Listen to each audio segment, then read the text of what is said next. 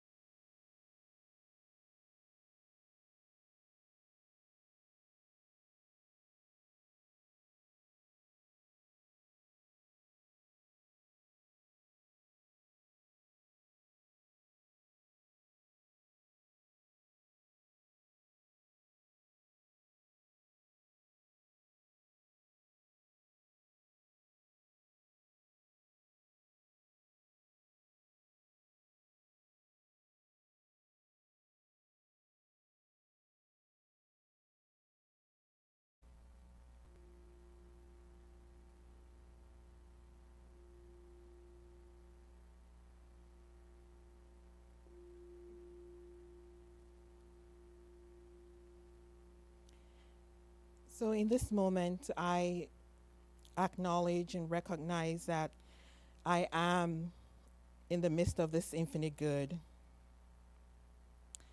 The infinite good, the Almighty Father, the Divine One, the Divine Spirit, the Holy One. The love, the joy, the peace, the harmony, the abundance, the all in all, the all there is. God. I know that I am one with that mighty Spirit, that Divine Spirit, that loving kindness that's ever present, unending, and infinite. And I know that as I am one with it, and I know that everyone that hears me is one with it. We're never separate, can never be separate. And so for this day, as we have gathered, I claim and accept for each one of us the blessings of the day. I claim the blessings of this community. That mighty power of Spirit is working in and through each and every one of us, bringing to us everything that we need. All our needs are supplied this day. I know that as Reverend Suzette speaks her words are from that mighty power and that Spirit. And that we are blessed. And we know more. And we give more. And we receive more. I give great thanks for the music of TJ. I know that that music is from on high. And it is a blessing for us. I give great thanks for everything that brings us together, the community, the technology. I know that it is all from that divine knowing, that divine presence, that loving presence. I'm so grateful to know that all the fathers here are blessed, for we are part of that divine essence of the divine masculine. I give great thanks for this knowing. I declare that our meeting is blessed, that everything we hear, everything we say, everything we do is a blessing, and we spread that blessing to all others. I let my word into the word of good, giving great thanks, knowing that everything is already done and it is perfect. For it is from that highest expression of divine love. I claim it to be done. It is perfect. It is so, and so it is. And let's welcome TJ. Yeah. Hey, everybody. Long time no see.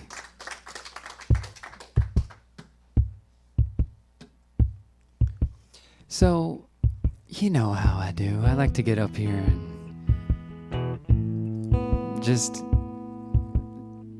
experience what comes out. I don't really know what I'm going to say until I say it. This song is, it's called Looking for the Moon. And it kind of just, for me, it just feels like summer. You know, when summer's coming and there's something that just feels like summer, you know what I'm saying? But it's also an introspective song, and feeling a little introspective today. And Rev Suzette said she might say a thing or two about that, so.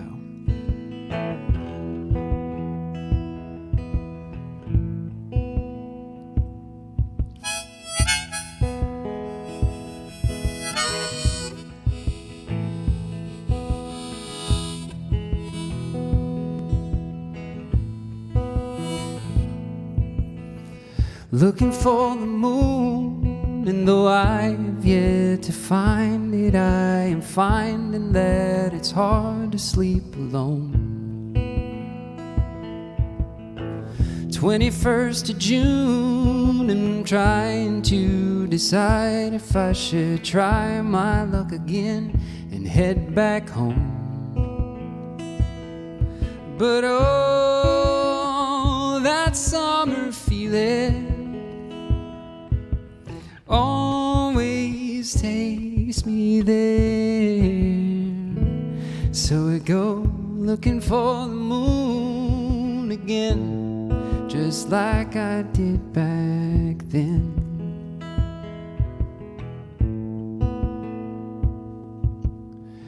Gazing at the moon, I'm reminded of a time when all the time that was behind me was my own. A little more in tune, and I finally have confided in the quiet of a reminiscing soul. But oh, that lonesome feeling creeps up without a care, till I go looking for the moon again, just like I did back then.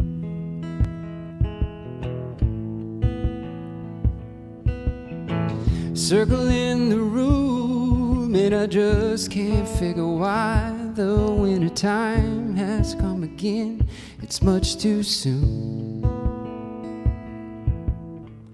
Barely afternoon, and the walls that felt familiar just this morning send a warning of the gloom. But oh, that lonesome feeling will vanish in the air when I go looking for the moon again, just like I did back then.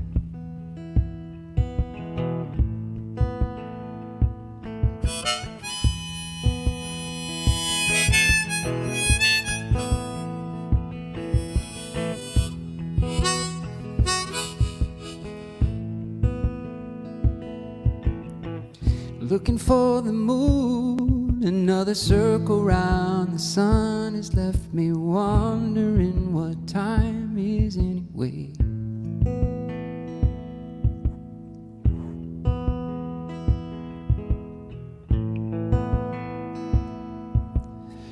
Then I think of you and the time we spent together on that never-ending, ever-ending day.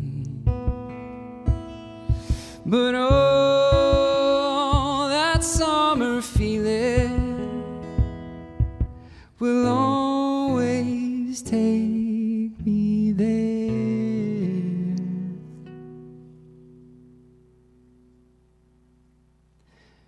So I go looking for the moon again, just like I did back then. Just like we did back when.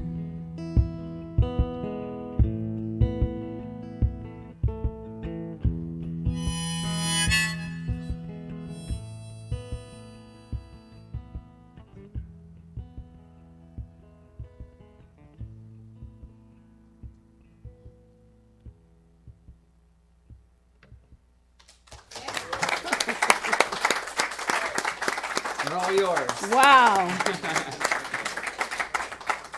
Wow. He's just a one-man band. Yeah, I'm up here going, he's doing. Okay. Well, I first want to start out with Happy Father's Day. And for those fathers, we'd like you to stand up. And if you're a mom that's a father, you get to stand up. All right, look at that. Moms that are fathers. Yay. Almost. Is she pregnant? Yeah. Really? Yay! You're going to have a... All right. And I actually have a poem for you. And you should have received... Did you get your poems, everybody? All the men? Great. So I thought I'd read it because... You know, I thought about my own father. And I thought about... And I'll be talking a little bit about that too. But... I wasn't real close to him, so for me to be able to honor the fathers that I know now means a lot, because I didn't get to honor him then, and now it means something different to me, and I'll talk about that in a minute. Anyway, it's kind of a Father's Day poem prayer, so you can look at me or you can close your eyes and just take it in. So it says, Divine Presence, source of love untold, on this Father's Day, our hearts unfold. We honor fathers, their sacred role, guiding with wisdom, nurturing the soul. Infinite intelligence, infinite grace. Bless fathers with strength in every embrace. They manifest love, compassion pure, guiding their children, their spirits secure. They hold the power within their core to shape lives, leaving footprints on the shore. Through challenges faced, they stand tall, empowering their children, teaching them all. In divine harmony, they find their way, supported by Spirit each and every day. Comfort those grieving, missing their embrace. May they find solace in your loving grace. Divine Source, we offer our praise for Father's love in so many ways. Thank you for guidance, unwavering and true. For fathers, dear Spirit, we honor you. In gratitude and love, our prayer takes flight as we trust in our presence, infinite light. May this Father's Day be filled with bliss for fathers forever cherished, an eternal kiss. And so it is. Yes.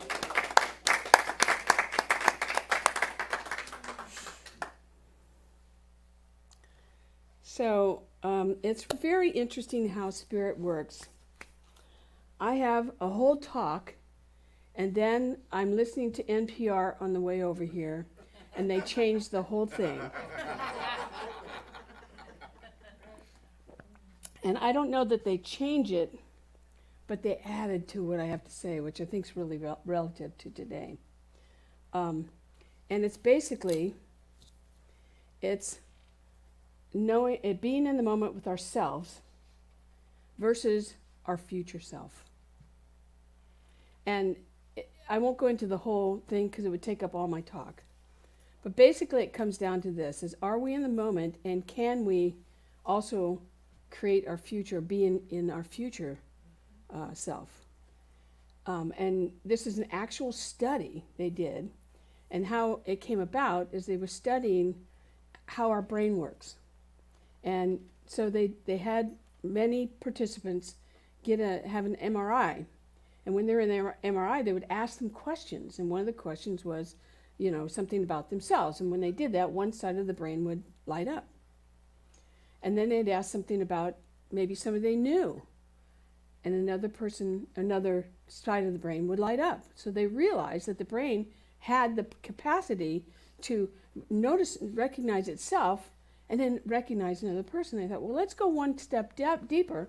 And the step deeper was, talk about yourself. Then, can you recognize your future self 5 years from now, 10 years from now, 20 years? And another side of the brain lit up. So if I were to apply that to today's talk, what I have to say today, and what I'm going to ask you to do today, is you're going to practice in the moment, but you are also, in my humble opinion, training your mind for the future you, which is really valuable. How many people think about their future? Very good. How many people are in the moment all the time? Not all the time. Okay. Yeah, see? Most of the time. On occasion I show up. The point is there are two parts of you, and each part of you recognizes the other. So it's important for you to know that. I've never thought about it that way. And knowing that the brain lights up on both occasions means that I can influence that which is my future self. So, today is about Father's Day, and I thought, well, that's really about Parents' Day, if you think about it. And I have concluded for myself, and maybe this is true for you, that we have either learned to become our parents. You out there? Or we've learned to be our opposite of our parents, at least initially. I know for many, many years I rebelled against my parents. And then, when I came to Science of Mind, I tried to start to understand them. Why were they the way they were? What caused them to be the way they were? And for me, it was all about creating a place now to forgive them for the things that did not really work out for me. And then to figure out how do I forgive them and then love them. And then try to integrate what I call their personalities and their beliefs into my life. My dad loved country western music. He wanted to be a country western star. I know. And he would practice, oh, I can't remember the guy's name, but he would practice this one song over and over and over until he sounded like him. So when I grew up, I didn't like country western music. But then I all of a sudden got on the channel and I started going, oh, this kind of makes sense. Then I learned how to country western dance. Then I was like, yeah, I love country western. So country western for me brings me home, brings me back to him. But there's an example of how I had to work through him to get to the thing. My grandmother, who really raised me, was, this is probably not a good part of her, but it's a part that I've adapted, is that she had this thing about if somebody hurt her feelings, and I watched her do this, she would turn around and walk away and never talk to them again. I know. Now, I love my grandmother because she really helped me through a lot of different parts of my life. But that's happened to me. And so I have to look at that now and go, do I really need to just X them out? Say you're no longer here? So I have bridged that in different relationships where I stopped doing that. I went back to heal that part of me. And I know. And it wasn't easy. Was not easy by any means. In fact, I was surprised that I could even do it. But since that time, that person's become very special in my life. You know, but there's one thing that I think, whether you are a parent, have been a parent, or you don't have any children and you would love this for, like I have many of you are teachers, would want this for your child. And is that I think that every single one of us, whether we have a kid or child or not, wants our child to have a certain, I put a deep level of confidence, right? Some sort of bliss, they experience that. Peace, balance, and comfort in their life. When we know they have that and they've achieved that at some level, and we actually see that happen, we know, and I think we know, when they really get to that place, they will feel, and we will feel, that they have found life to be a little bit easier and not quite so complex. When they find that center, which is, to me, really important. So today, in the idea of honoring our bliss, and by the way, the talk was about pleasure. And I thought, how am I going to describe pleasure? So I thought honoring your bliss had a little deeper meaning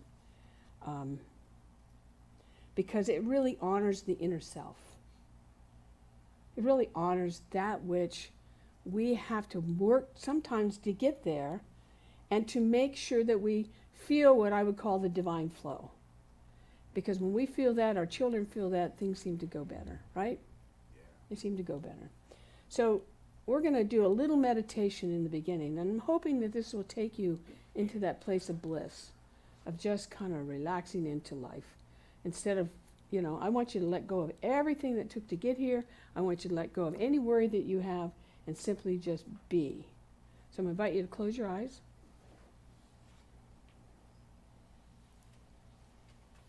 And let me take you on a little trip. So I would like you to envision yourself standing on a serene, picturesque beach. Someplace you've been before, you've loved.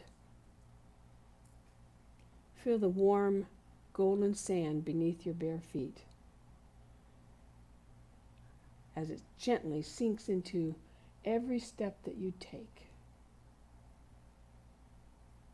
The beach stretches out before you, a vast expansion of soft, powdery sand. As you walk along the shore, feel a gentle breeze caressing your skin, carrying with it the faint sense scent of salt water, the rhythmic sound of the ocean waves. The breeze softly brushes against your face, reminding you to be present in this moment.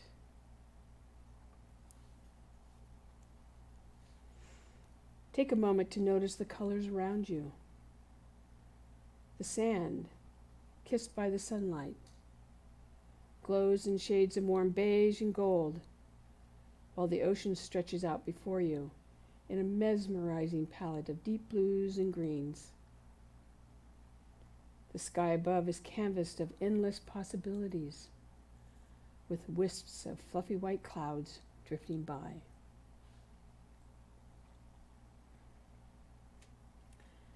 As you continue your contemplative walk, feel the rhythm of the waves as they wash ashore. Listen to their gentle crashing against the shore, a soothing symphony that lulls you into a state of tranquility.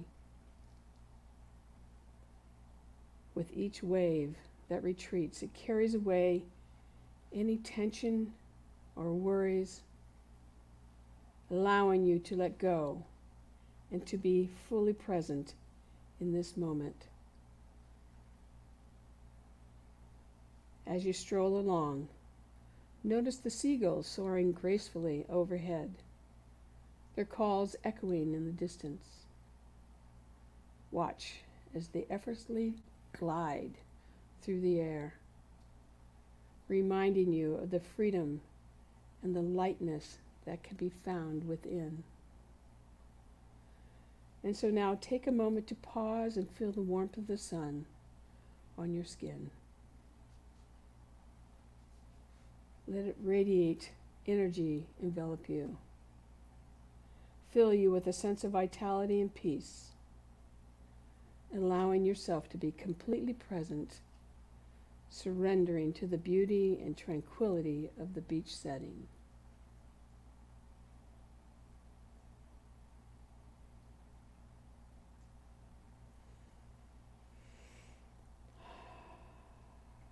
As you reach the end of your contemplative walk, find a comfortable spot to sit or lie down. Feel the sand beneath you, molding your body, providing gentle support. Take a deep breath, inhaling the fresh, salty air, and exhale any remaining tension or thoughts that may linger.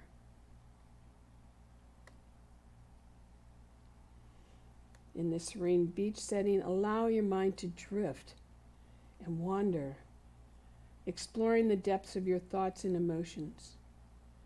Embrace the stillness and spaciousness of this moment, where you can connect with your inner self, gaining clarity, insight, and a profound sense of peace.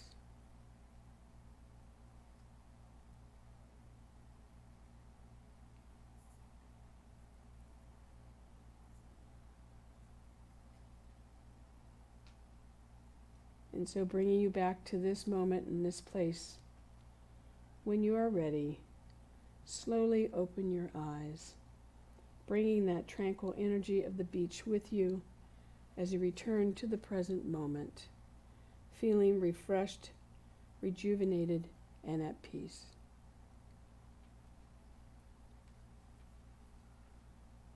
You can leave the lights the way they are. Thanks. Make yourself come back to this moment. How do you feel? Yeah. See, to live to the fullness of our life, we have to have what I call self-care.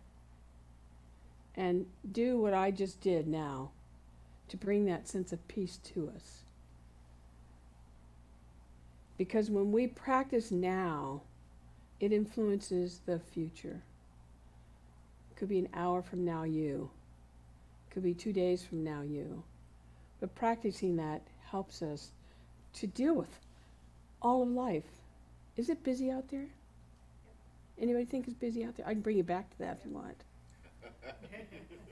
Or I can keep you here, that you know you're okay, you're perfect, you're safe, you're everything.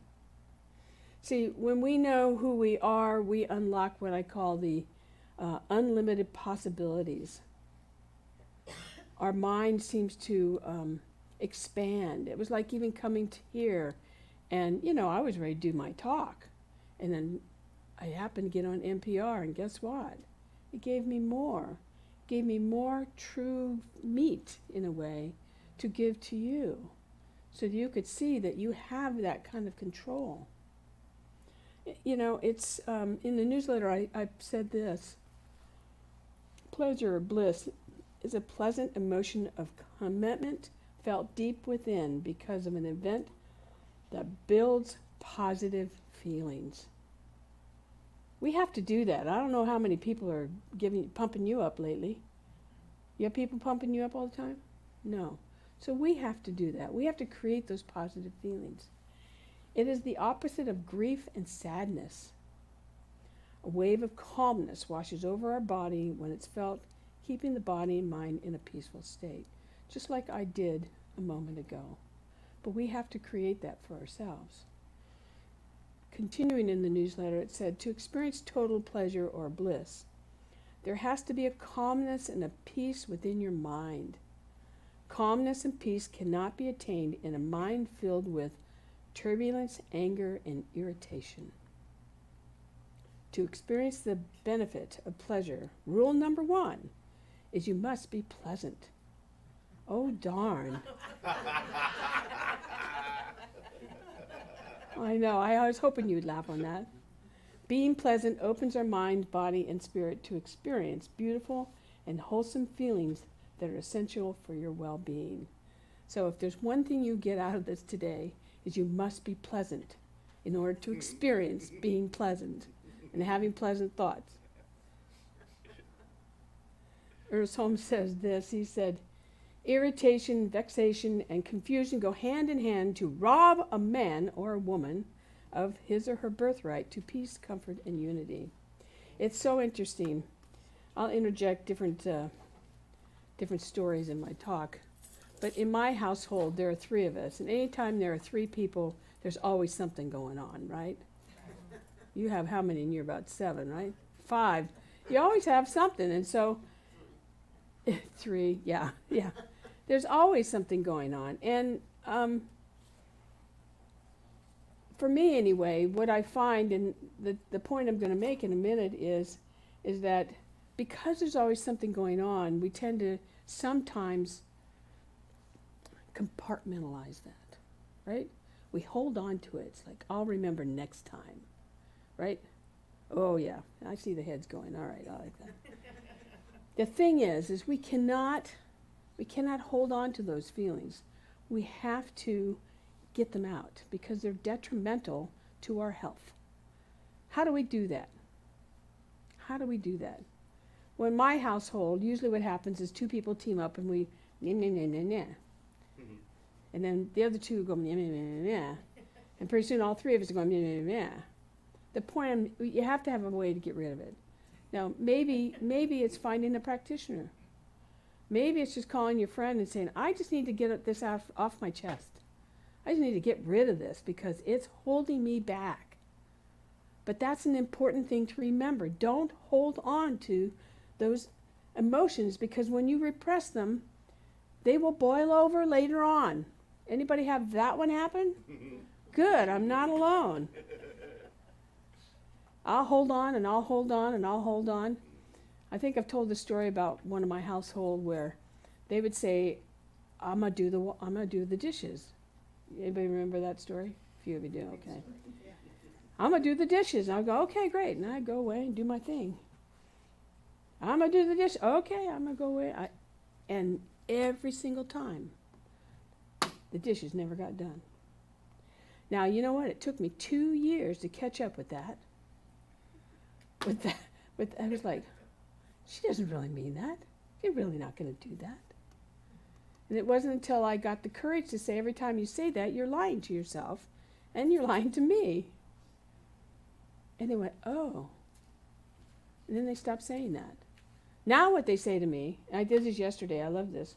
Don't you go out there and do those dishes, I'm going to do it. And I had to say yesterday, don't tell me what I don't need to do. Just do the dishes.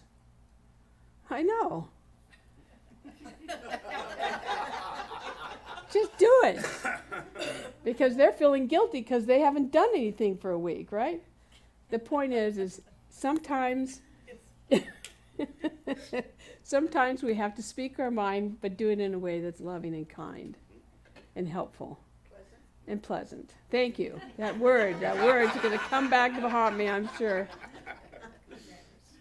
Because when we're not that way, we're not thriving. And we're not thriving in our life. We're too congested in the moment of the stuff. I'm perfect up here. Yeah, it's getting cold out here. You're getting cold out there? Okay.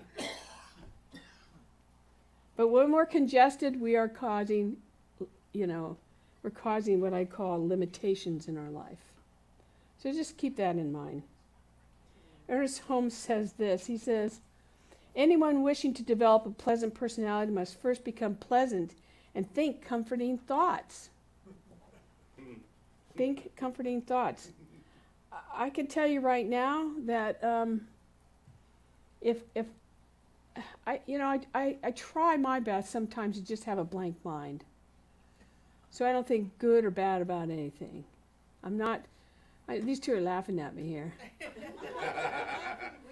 Laughing with me. But it causes me then to just be in the moment. I don't have to think about what I'm going to say or do. I'm just present. And then I get caught off guard, and then I've now been noticing how I react to that. Am I feeling good or am I causing problems? And I've noticed sometimes that I'm reactive. So I speak about myself because I think that do anybody else do what I do? Yeah, we all do. So there's a quote here that says, pleasure or bliss is like a golden ring, a gift that cannot be given in a ruckus. We can't give the good thought if we're feeling that way. And so for me now it's about being more mindful of what I say afterwards. Because a lot of times I say something and I go, where did that one come from? Boy, that's really deep. And I have to look at it and then say, well, let me change that. Or change maybe my, how do I say it? The way my voice comes across. Yeah. Yeah, the tone. And it's not that I don't mean badly, I just don't know how to maybe say it the right way.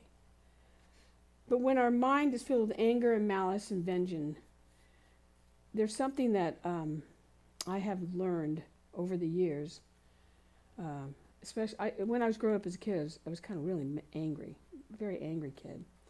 But as an adult in my 20s, I took that anger out in my car. Some people do it other ways. I took it out in my car because when I get mad at somebody, I get in my car and I just take off until I got rid of all of that.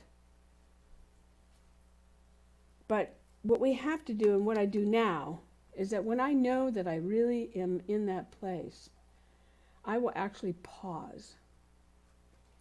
Do you know that when you get really angry or you are out of control, that there's a chemical reaction that happens in your body? Yep. Is everybody aware of that? And it takes approximately 20 minutes for that anger or that feeling to leave you. And if you can wait, I can remember being in my relationship in the beginning, and then we'd have an argument, and then it was like, we're just going to do a timeout. And we both go to our rooms, and we go timeout for 20 minutes. The interesting thing in that 20 minutes, the chemicals in our bodies go down, but then our minds start to think about it in a different way. So we come up with a new way of dealing with the issue. And if it doesn't come down, then we do another 20 minutes until there is some control over what's going on up here. Yep. Okay? Now maybe I'm speaking to the choir here, but I also think that we have to remind ourselves. I have to remind myself. I was thinking about, I write all these talks, and all these talks are for me. Good job. They're all for me to remind me this is the better way to go. And this is not easy. It's really not easy. But if there happens to be a pattern around all of this, then there's some healing that needs to take place and to discover. I can remember when I really figured out why I got so angry. And that was from a stepmother. One of those you read in books that aren't very nice. They didn't say anything nice to me, and that repressed or suppressed who I was as a child. And so when somebody starts to do that to me, ever, I have a reaction to it. I know that now because I've worked on it. I've tried to heal that. I've tried to pay attention to that. So if any of you have it, anybody have any of that going on? Come on, you can admit. Okay. Find out what it is and to work on it. In the Life Applications New Thought Bible, it says, trust in the universal wisdom within you with your whole being, and do not rely solely on your limited understanding. Proverbs 3:5. We are tapped into that universal wisdom. It is always there, will always be there. It is never going away, and it's something for us to hold on to. So when we're in that place that doesn't feel very comfortable, what I want you to know, if there's no second thing I want you to know besides being pleasant, is to know that that universal wisdom will come back to you. It will never escape you. So being pleasant, and if you're in that place, knowing that it's all going to come back. It's not a long-term senior moment, okay? It's a real thing that will come back.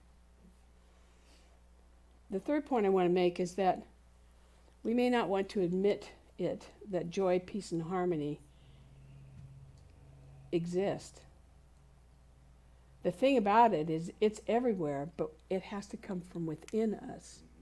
It's not something that we can go and get. You can't buy it at the store. You can't buy it in a TV program. You can't buy it in a book. Maybe you will. You might experience that. But the feelings are all within our own self, and we have to choose whether we want to experience that or not. So self-care is a priority. And I think we all know this, is that the universe will say yes, whether we're happy, joyful, and harmonious, or whether we're angry or whatever. It'll go either way for us. But today, I'm going to give you some secrets. And so Emma, is that Harry back there? Mm-hmm. Hi, Harry. Mm-hmm. Emma's going to hand this out to you. There are two things. And I need one of them if we have enough there. This is a packet. It's called self-care.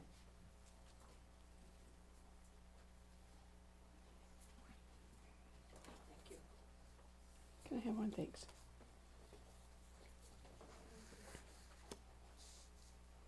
Everybody have one? Yep. Okay, good. So I first want to show you this.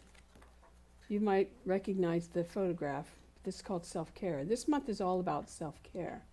And on the back, I'm doing one of these per month because we teach a lot of things here, but nobody understands what we teach. And it's so simple. And it's so real and so easy. So if you look at the back, it says the intersection of self-care and life principles. Self-care involves taking intentional actions to nurture and prioritize your physical, mental, and emotional health. It encompasses activities that help you relax, recharge, maintain balance in your life. Some common self-care practices include physical, emotional, mental, social, and spiritual self-care. And then the principle is, can be incorporated into the self-care practice by integrating conscious intention, positive thinking. Coming to church is one of those things. Coming here, taking a class, seeing a practitioner, reading a Science of Mind textbook, or anything that has a good, positive feel to it. By recognizing the power of your thoughts and beliefs, we can intentionally direct our mental, emotional energy towards self-care practices and positive well-being. For example, using affirmations or engaging in affirmative prayer can help align their minds with the desired outcomes of self-care, promoting a more holistic, intentional approach to personal well-being. Being a spiritual person means taking care of yourself. And that's what we're talking about today. So the secrets. What are the secrets? I don't know how much time I have left. I have probably okay. 5 minutes. 5 minutes, okay. So you have this card. And these are the principles that you would practice to create bliss in your daily life. One is gratitude. You know, you want to feel better? Give thanks. You want to attract something to you? Give thanks. You want to have more friends? Give thanks. You can say it to their face or you can say it to them in your mind. But give thanks. Be mindfully aware, you know. Be present in your experiences. Yesterday I took Forrest, that's my new puppy, 4-month-old puppy, to dog training with 40 other dogs. Talk about having to be present. Because I saw a 4-month-old shepherd, and he was twice the size of my 4-month-old that looks like a shepherd with stumpy legs. Anyway, I had to really be present with him because, you know, he's a little guy, even though he's looking bigger, but he's a little guy, and so he's pretty intimidated by some of these guys. But actually, the truth is, he's not intimidated by anything. He can walk up to these big dogs, and they can growl at him. He goes, "What's your problem?" You know, you'd appreciate this, Sylvia. But I had to be really present with him, and how I knew he was really in the moment is that as soon as I got him back to the car, he went right to sleep. He had given every part of his being to learning and being with me and me being with him. So being in the moment is so critical. Balance and boundaries. You know, sometimes we have to set boundaries, and I don't like it at all. It's not fun. But in order to make things work properly in our lives, sometimes we have to set those boundaries. And then we have to believe them, and then we have to uphold them. But that's another way to create bliss. Personal growth. Obviously, I say this all the time, you have to invest in yourself. Here's a little secret. This is the secret you don't know. At least this is my secret that I'm going to give to you. When you invest in yourself, whether that's taking a personal class for yourself, whether that's like Emma's doing some knitting back there, but focusing on something that's making you feel like you're going to create something better, God takes care of you. You never have to worry about a thing. So invest in yourself, because the divine says when you invest in yourself, I'm going to invest in you, because you're telling the divine what you want, and you're moving in that direction. That's a little secret. A lot of people don't do that. Authenticity and alignment. That means prioritizing your activities, and I like this part, and experiences that align with your values and authentic self. Has anybody been someplace and they didn't really want to be there and they stayed anyway? How did that feel? Yucky. You got it. Leave. You don't have to be around there. You don't need to be there, because that's not who you are today and who you're going to be tomorrow. Build on who you are. Meaningful connections. That means having good connection with people and with relationships. You know, since I run OM a little bit differently, I consider that every single person, even all those online, we have more online, are people I could talk to. And I would know that you would behold my thoughts as a sacred thing, because we have a meaningful, conscious connection. That's the kind of people you want to be around. People who don't do that aren't safe. And not that they don't mean well, it's just that maybe you need somebody that you really feel comfortable with doing that with. So think about that. And then the last one is self-compassion. How many people are kind to themselves all the time? Thank you. We have to do that. You know, who's our worst critic? We are. And so it's important to remember that. Be compassionate with yourself. We're going to make mistakes. I make a lot of mistakes. Now, I'm not meaning to, but I do. You know, I was picking blueberries this morning, and I got told how to pick them.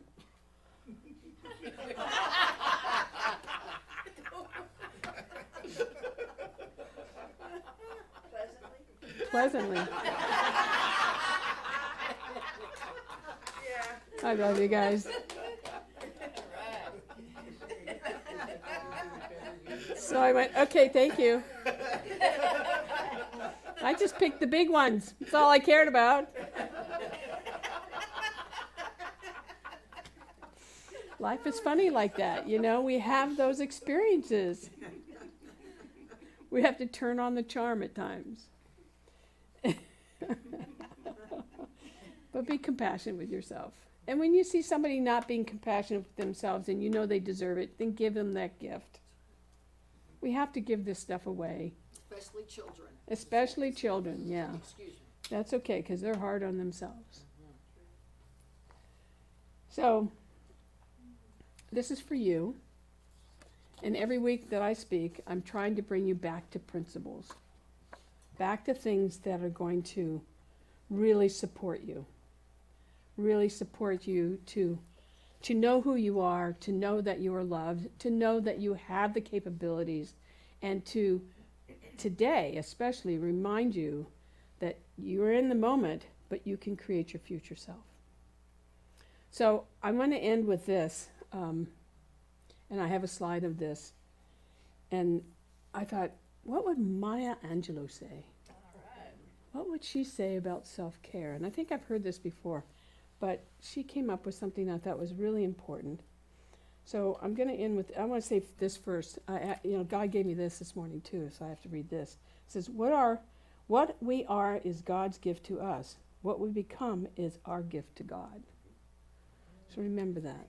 That's a little extra. So we'll read this together, and then when we're done with that, we'll have our affirmation.